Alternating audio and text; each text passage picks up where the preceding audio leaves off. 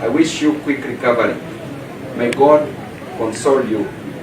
Kenyans, it is now exactly 1 month since the young people of Kenya came out in large numbers to assemble, demonstrate, picket, and petition their representatives to reject the Finance Bill 2024. The Gen Zs and Millennials and Kenyans of goodwill, some young in body and some young at heart, stood together to say no to an oppressive tax regime. They also spoke unequivocally that they want a reformed government. Young people in Kenya are concerned about 1. Poor agriculture production, which threatens our food adequacy, safety, and security. 2. Parents, teachers, and learners alike are all confused by the CBC syllabus and transition. College and university education has been made too expensive, and young Kenyans are not joining while others are dropping from colleges. 3. Our healthcare is now completely broken, with NHIF looted and left incapable of meeting claims by hospitals, some of which have now been forced to close down. Our infrastructure is crumbling, roads are not maintained, our ports are being auctioned, and basic access to water and electricity is out of reach to many Kenyans. The business environment has been destroyed by bad government policy in sector after sector. Foreign direct investment has gone down, and we have seen investors running away to neighboring countries, leaving Kenyans jobless. The unemployment rate has skyrocketed, the cost of living has gone beyond the roof, and many Kenyans cannot afford a decent living. To make matters worse, a burdensome tax regime is squeezing every blood out of Kenyans, killing their businesses and making their products less competitive. Sensing individual and collective failure, the young people came out to demand that their president confront these challenges. Instead, what did the president do? For one, he used goons and criminals to infiltrate peaceful demonstrations to get reasons to unleash violence against Kenyans. He used the police to unleash terror on young people. Resorted to abductions, forced disappearance, torture, killings, and mutilation of bodies of the Kenyan children. The president hoodwinked us by withdrawing the finance bill, but continued to implement its draconian provisions. He deceitfully dissolved his cabinet on grounds of incompetence, only to reappoint the same crooks. He completely refused to listen to the issues raised by Kenyans, and instead he raided the opposition to appoint cabinet secretaries in a bid to weaken oversight against his government and to gain cosmetic stability to consider the next general election and to ignore this and the next generation. No Gen Zs were nominated in this cabinet, no gender rule considered, thereby discriminating on women. Persons with disabilities were not considered. The only disabilities which were considered were mental disabilities, which were considered in the current cabinet. Fellow Kenyans, these last few weeks, I have been to the mortuaries in this country helping desperate parents, siblings and relatives, neighbors and friends identify the bodies of their loved ones brutally murdered and bodies dumped in quarries or wrongly registered to conceal murder by the state. I have stood by parents and communities burying young Kenyans killed by President Ruto and his rogue policemen following insane commands of people we put in office to secure our lives.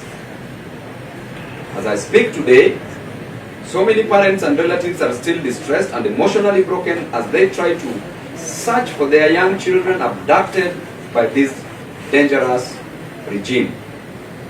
President Ruto has turned Kenyans against each other. Now he is trying to isolate some tribes and some ages and some regions to divide us some more. I want to say categorically that President Ruto is the real problem in this country. He is the real problem that this country is facing. He is the stumbling block to the modest reforms Gen Zs are asking for. Carrying power in a cosmetic overhaul, we demand from Ruto these bare minimums. Pay to the families who've lost their loved ones 1 million Kenya shillings for funeral expenses they are incurring. Number 2, compensate the bereaved families at 10 million Kenya shillings each for the excruciating pain, agony, and suffering you have put them through. Declare a mourning day and hold a national funeral service mass in honor of the patriots you have killed. Pay all the medical expenses for the young people who have been brutalized by the police upon your instructions. Release all the young Kenyans that you abducted and continue to hold incommunicado. Release them today. Drop all the trumped-up charges you have pressed against innocent Kenyans who were arrested while calling for good governance of their country. Mr. President, you don't seem to get it. Young Kenyans are mad and angry and stressed, and they can't believe we just can't get a single thing right out of their modest demands.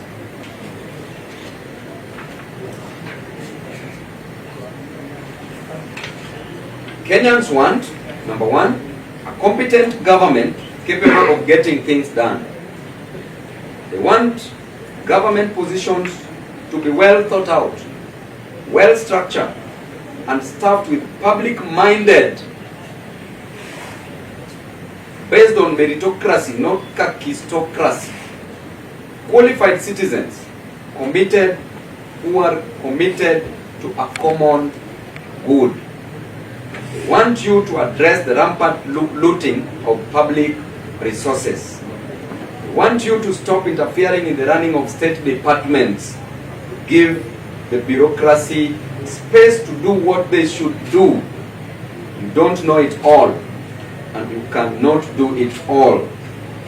But as we ask you to do this, just know that the young people of this country are not afraid of you. We don't fear you. We expect you to serve us. Remember, the most important office in a democracy is the citizen.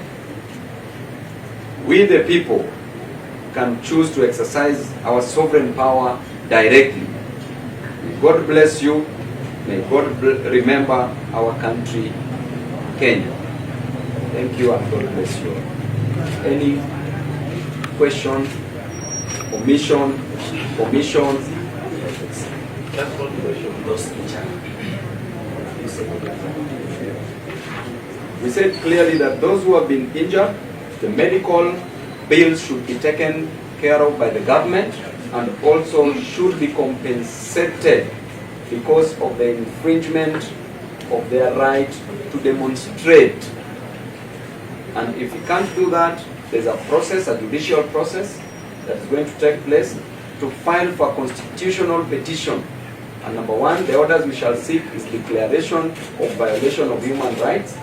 There shall be, we shall seek compensation. There shall be damages that we shall want. And that cost of litigation shall be borne by the respondent, that is the state. ODM officials have now joined the government. Have they cut these deals on the Gen Z blood? At the same time, is ODM dead?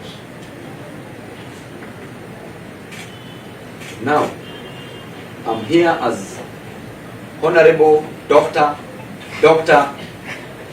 Babu Owino. ODM has a spokesperson that can speak on behalf of the party, and that is the party Secretary General. I'm speaking on behalf of Kenyans. Kenyans who are agonizing because Ruto is antagonizing instead of organizing this country, and therefore he should be disorganized by Kenyans.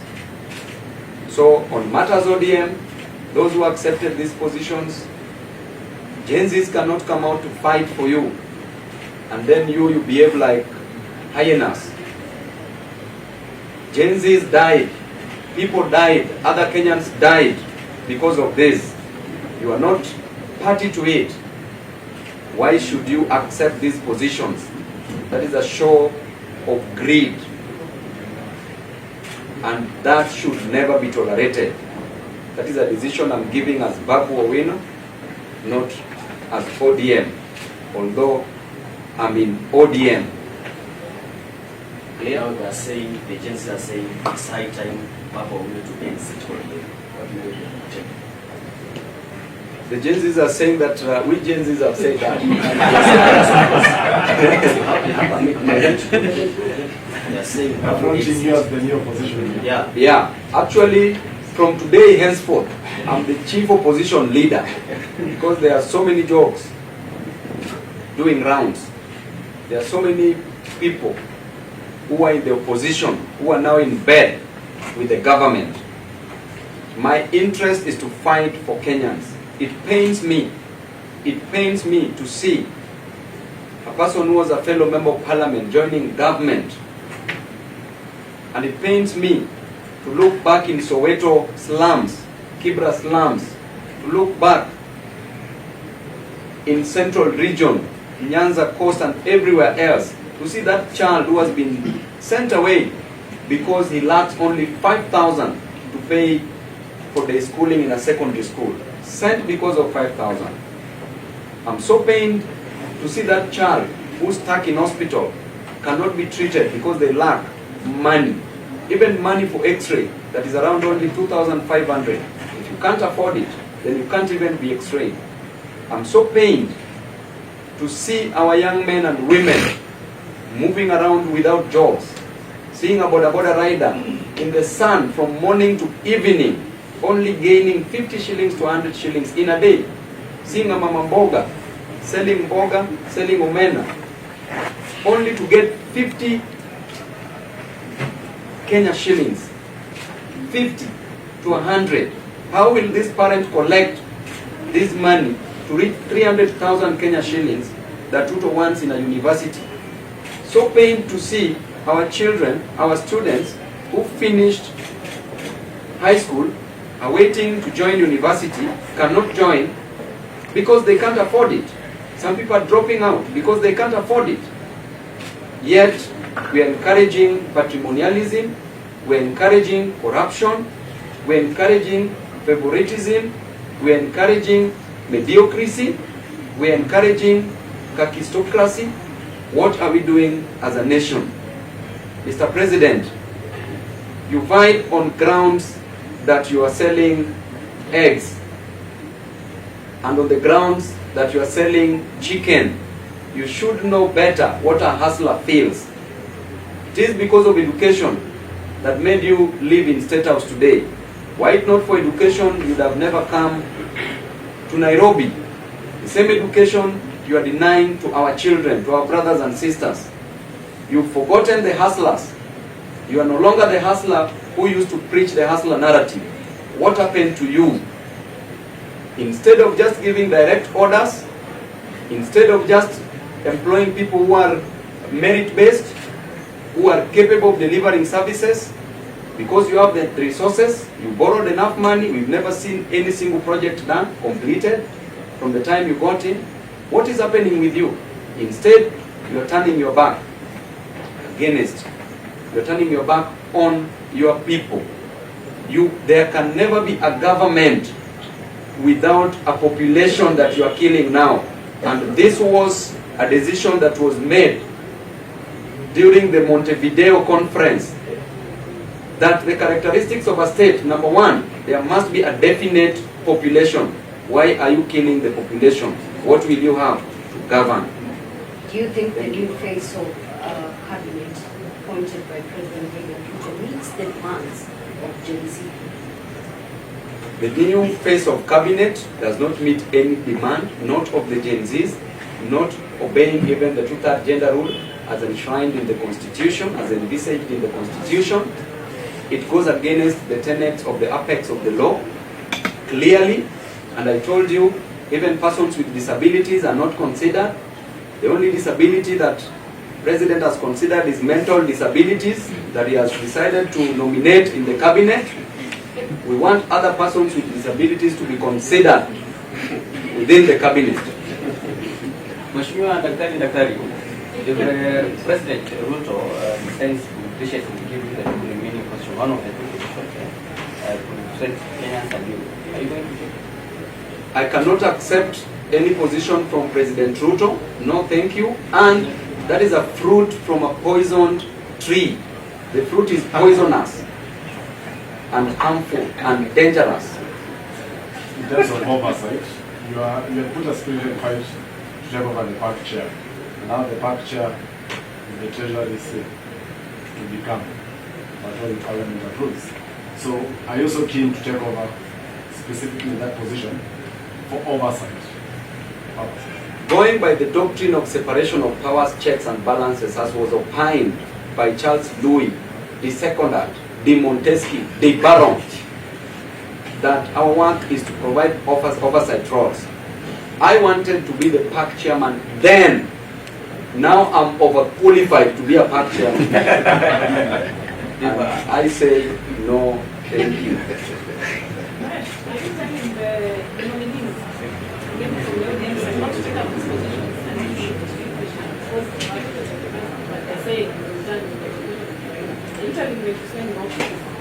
I'm clearly saying that that is not the interest of the people. It is not what the people wanted. These people were never seen anywhere, not even protecting the interest of the Gen Zs. Why should they rush to take these positions? These positions, let Ruto as a person appoint his people. This is his government. We want competent people. We don't want him to invade opposition, but the work of opposition is to provide checks and balances, is to ensure that the government delivers that which they promised unto the people. Please, please, please pump me with more questions and ready to answer. Sufficiently answered? Thank you very much and God bless you all. You are welcome.